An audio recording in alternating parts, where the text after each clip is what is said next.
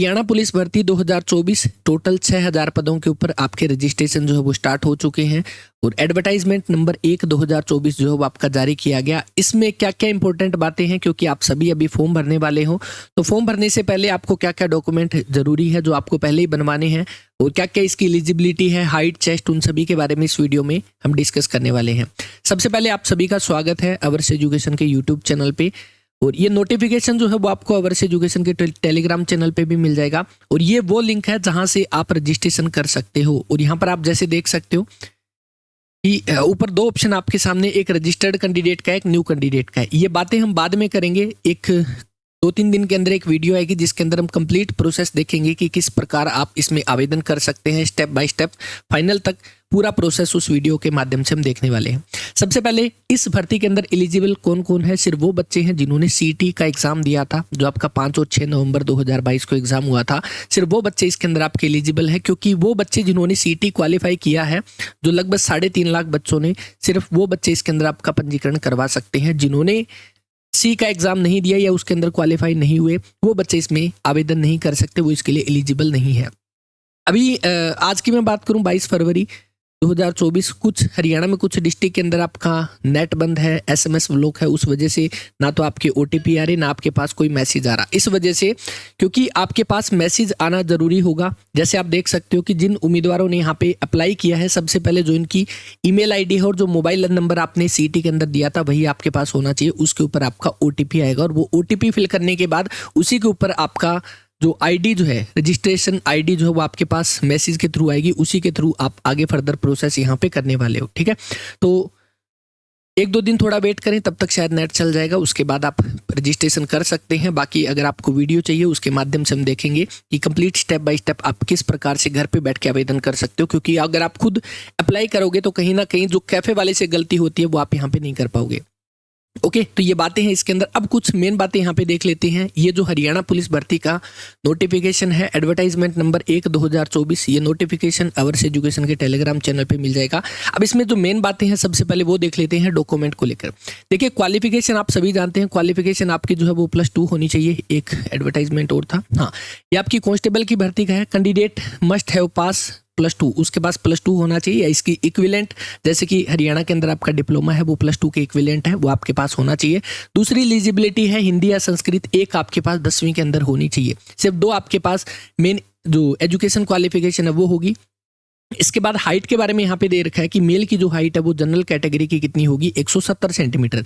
Other state के जितने भी कैंडिडेट होंगे, चाहे वो रिजर्व कैटेगरी के हैं चाहे जनरल कैटेगरी के, वो सारे के सारे जनरल में काउंट होंगे। इसलिए आप ये देख सकते हो कि जो जनरल की हाइट है वो 170 सेंटीमीटर होगी, 168 सेंटीमीटर होगी। जितने भी आपकी रिजर्व कैटेगरी है उन सभी की यहाँ पे जो छूट दी गई है वो 2 सेंटीमीटर की, मतलब 168 सेंटीमीटर हाइट होनी चाहिए।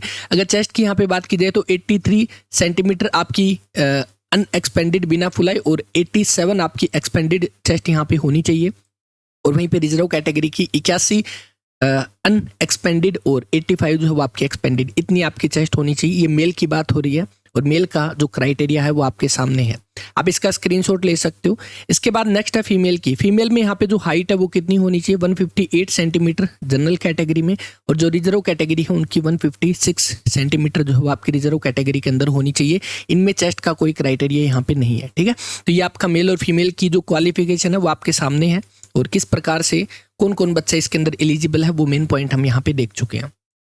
बाजो कुछ डॉक्यूमेंट आपको बनवाने होंगे, और वो डॉक्यूमेंट आपको कौन कौन से बनवाने हैं। सबसे पहले जो रिजर्व कैटेगरी है, इनमें अगर मैं यहाँ पे कहूँ SC है, BCA, BCB, EWS, इनके पास जो इनके कैटेगरी के सर्टिफिकेट है वो कौन कौन से होने चाहिए। SC कैटेगरी है, पहली बात देखो SC कैटेगरी के बारे में यहाँ पे ये नहीं दे रखा कि उनको लेटेस्ट बनवाना है, पर अगर वो बनवाना चाहे तो बनवा सकते हो, क्योंकि अभी जो फैमिली ID का कुछ इशू है उस करके शायद आपकी फैमिली ID के थ्रू ही आप अभी अपना SC सर्टिफिकेट बनवा सकते हो। तो अगर अभी बनवा लोगे तो वो तो फिर भी काम आएगा, पर इसके अंदर ये चीज़ें मेंशन नहीं है कि SC को नया बनवाना होगा। ठीक है, पहली बात हुई SC की।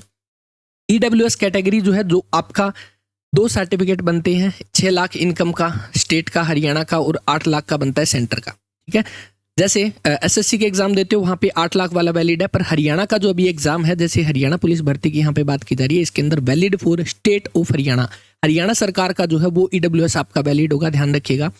और कौन सा वैलिड होगा, आपको ये बनवाना है कि EWS जो आपका सेंट्रल गवर्नमेंट वाला नहीं चलेगा, यहाँ पर ये दे रखा है, जो लेटेस्ट का है आपका इस फाइनेंशियल ईयर का आपको बनवाना होगा, क्योंकि यहाँ पर दे रखा है कि the pro forma should be valid for the year in which candidate have applied for the post. यानी कि अभी आप जैसे अप्लाई करोगे, इसकी जो मार्च में इसकी लास्ट डेट है, मतलब मार्च 2024 में आप अप्लाई करोगे, तो आपके पास जो EWS का सर्टिफिकेट है वो होना चाहिए 2023-24 का, यानी कि लेटेस्ट वाला जो है वो आपके पास होना चाहिए। ठीक है, तो इसका मतलब EWS वाला जिन्होंने नहीं बनवाया उनको अभी बनवाना होगा, अगर वो हरियाणा पुलिस भर्ती में EWS कैटेगरी से अप्लाई करना चाहते हैं। Point number 6.5, BCA BCB category, इनको भी यहाँ पे लेटेस्ट का बनवाना है, क्योंकि यहाँ पे साफ साफ मेंशन कर रखा है कि BCA और BCB category are directed to obtain the fresh. आपको पुराने वाला आपका नहीं चलेगा। देखो SC के बारे में इसमें मेंशन नहीं है, पर अगर नया बनवाओ तो उसमें आपको ही फायदा है, क्योंकि वो आपका आगे भी चलेगा, क्योंकि अभी फैमिली ID के थ्रू आप बनवा सकते हो। पर BCA और BCB जो है इनके बारे में साफ साफ यहाँ पे मेंशन कर रखा है कि आपका जो है वो 22/3/2022, यानी कि आपका होना चाहिए फाइनेंशियल ईयर 2023-24 का, है ना। ये भी फाइनेंशियल ईयर 2023-24 ही चल रहा है, इसका आपके पास OBC का सर्टिफिकेट होना चाहिए। और सेम यहीं पे OBC certificate issued for the job in central government will not be consider. शुरू में जब ये सर्टिफिकेट का जब इशू आया था, काफ़ी बच्चों ने सेंटर वाला लगा दिया था, वो फाइनल में बाद में जाके वो जनरल में काउंट हुए थे। तो बनवाओ तब ध्यान से बनवाइएगा कि आपका स्टेट वाला जो वो चलेगा, सेंटर वाला नहीं चलेगा। दोनों के दोनों EWS और जो आपका BCA BCB कैटेगरी है, इनका लेटेस्ट वाला चलेगा 2023-24 का, और ये भी आपका 2023-24 का। ठीक है, ये डॉक्यूमेंट आपके पास होने चाहिए, इसके अलावा आपको कोई भी डॉक्यूमेंट की ज़रूरत इसमें नहीं है। मेन बात आती है हरियाणा रेजिडेंस की, तो हरियाणा रेजिडेंस लेटेस्ट बनवाओ, कोई दिक्कत नहीं है। पुराने वाला है वो भी चल जाएगा, उसमें भी कोई इशू नहीं है, क्योंकि हरियाणा रेजिडेंस आपका अगर 10 साल पुराना भी है वो भी चल जाएगा, उसके बारे में इसके अंदर मेंशन नहीं है। ठीक है, लेटेस्ट बनवाओ, वो आपकी मर्जी है। ओके, तो ये जो मेन डॉक्यूमेंट थे वो इसके अंदर आपको क्या क्या चाहिए वो मैंने आपको यहाँ पे बता दिए। इसके बाद क्योंकि जब फॉर्म अप्लाई करोगे उससे पहले आपके पास ये सारा काम आपका कंप्लीट होना चाहिए, आपकी एलिजिबिलिटी होनी चाहिए कि आप अप्लाई कर सकते हो। डॉक्यूमेंट कौन कौन से चाहिए वो मैंने आपको बता दिए।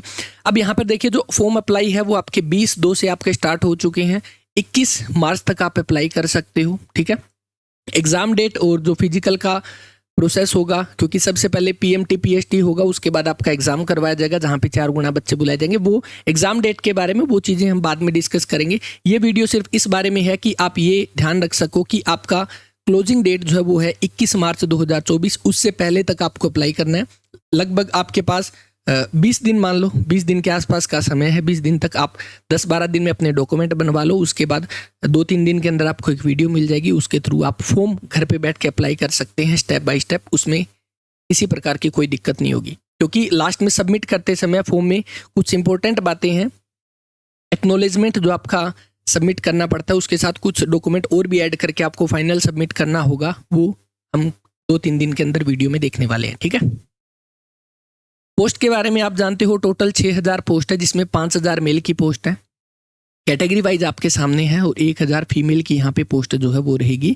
ये इसमें अप्लाई कर सकते हो। क्वालिफिकेशन यहाँ पे जैसे सेम +2 होनी चाहिए, हिंदी संस्कृत एक आपके पास सब्जेक्ट होने चाहिए, और हायर क्वालिफिकेशन के जैसे पीछे दिए जाते थे ग्रेजुएशन के 4 और पोस्ट ग्रेजुएशन के 3 नंबर, वो अभी इसमें से हटाए जा चुके हैं। ठीक है, उसके बाद एज की यहाँ पे बात हो रही है, पे स्केल यहाँ पर दे रखा है 18 से 25 आपकी एज होनी चाहिए जनरल कैटेगरी की, और ये एज आपकी काउंट होगी 1 फरवरी 2024 से आपकी एज जो वो काउंट होगी। अभी हाल ही में हरियाणा सरकार के द्वारा कैबिनेट के द्वारा ये डिसीजन लिया गया, क्योंकि इतना टाइम निकल गया यहाँ पे 3 साल, इसीलिए 3 साल का जो है वो आपका एज रिलैक्सेशन इसके अंदर दिया गया है। मतलब आप एज यहाँ पे काउंट कर सकते हो 18 से लेकर 28 तक, जितनी भी जनरल कैटेगरी की बात हो रही है। उसके अलावा जो रिजर्व कैटेगरी को यहाँ पे एक्स्ट्रा छूट मिलती है, वो जो कि 5 साल की है, जैसे SC BC और EWS, इनको 5 साल की रिलैक्सेशन मिलती है, वो आप इसमें और ऐड कर सकते हो। मतलब जनरल कैटेगरी के कैंडिडेट 18 से 28 तक एलिजिबल होंगे, और बाकी कैटेगरी के 30, 18 और 5 28 और 5 33, है ना, तो 33 तक वो है इसके अंदर एलिजिबल होंगे। ठीक है, आगे सिलेक्शन का प्रोसेस क्या होगा। सबसे पहले आपका PMT यहाँ पे करवाया जाएगा, फिजिकल मेजरमेंट टेस्ट होगा, जैसे हाइट के बारे में, चेस्ट के बारे में हमने देखा। उसके बाद आपका PMT होने के बाद आपका PHT होगा, यानी कि आपकी फिजिकल यहाँ पे करवाई जाएगी, जिसमें आपको मेल कैंडिडेट जो उनकी रेस होगी 2.5 किलोमीटर की 12 मिनट के अंदर, और फीमेल कैंडिडेट की 1 किलोमीटर की 6 मिनट के अंदर, एक्स सर्विसमैन की होगी 1 किलोमीटर की 5 मिनट के अंदर। ये दोनों के दोनों जो प्रोसेस है पीएमटी और पीएसटी दोनों के दोनों आपके क्वालिफाइंग इन नेचर है, इनके किसी प्रकार के कोई मार्क्स इसके अंदर नहीं जुड़ेंगे। इनमें से जो बच्चा क्वालिफाई करके जाता है उसको फर्दर यहाँ पे जितने भी कैंडिडेट जाएंगे उनमें से 4 गुना बच्चों को फाइनल प्रोसेस के लिए यहाँ पे बुलाया जाएगा और फाइनल प्रोसेस जो है वो होगा आपका रिटर्न का एग्जाम। यहाँ पर आप देखोगे नॉलेज टेस्ट आपका होगा जो कि 94.5 मार्क्स का यहाँ पे एग्जाम होने वाला है रिटर्न।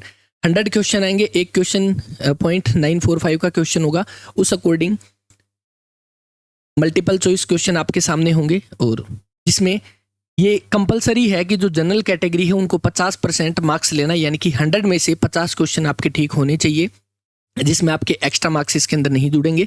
तो आपके 100 क्वेश्चन की मैं बात कर रहा हूँ, जो आपका 94.5 का जो एग्जाम होगा, इस 100 में से आपके 50 क्वेश्चन ठीक होने चाहिए जनरल कैटेगरी के, और रिजर्व कैटेगरी के आपके जो 40 क्वेश्चन ठीक होने चाहिए, तभी वो क्वालिफाई माना जाएगा। और क्वालिफाई के बाद वो फर्दर प्रोसेस के अंदर इंक्लूड है, क्या कट ऑफ लगती है उसके अंदर, ठीक है। अगर इससे नीचे किसी के मार्क्स आते हैं तो वो वैसे ही यहाँ से बाहर हो जाएगा। 94.5 की यहाँ पे बात हुई है। उसके अलावा जो एडिशनल नंबर यहाँ पे जो बाकी बचे हुए नंबर मिलेंगे उनमें 3 नंबर जो है वो आपके एनसीसी के हैं। अगर ए का किसी के पास सर्टिफिकेट है, बी का, सी का, इस प्रकार से 1, 2, 3 नंबर यहाँ पे दिए जाएंगे कांस्टेबल के अंदर। और उसके बाद जो 2.5 नंबर है वो है आपके सोशियो इकोनॉमिक क्राइटेरिया के। और ये जो सोशियो इकोनॉमिक क्राइटेरिया के है इसमें ध्यान रखिएगा, एक तो इनकम का क्राइटेरिया है 1,80,000, दूसरा नो जॉब का, घर में कोई गवर्नमेंट जॉब ना तो आज होना चाहिए ना अब से पहले कोई हुआ होगा, और 8% की जो इनकम है वो 1,80,000 यहाँ पे होनी चाहिए, वो बच्चा 2.5 नंबर यहाँ पे क्लेम कर सकता है, ठीक है।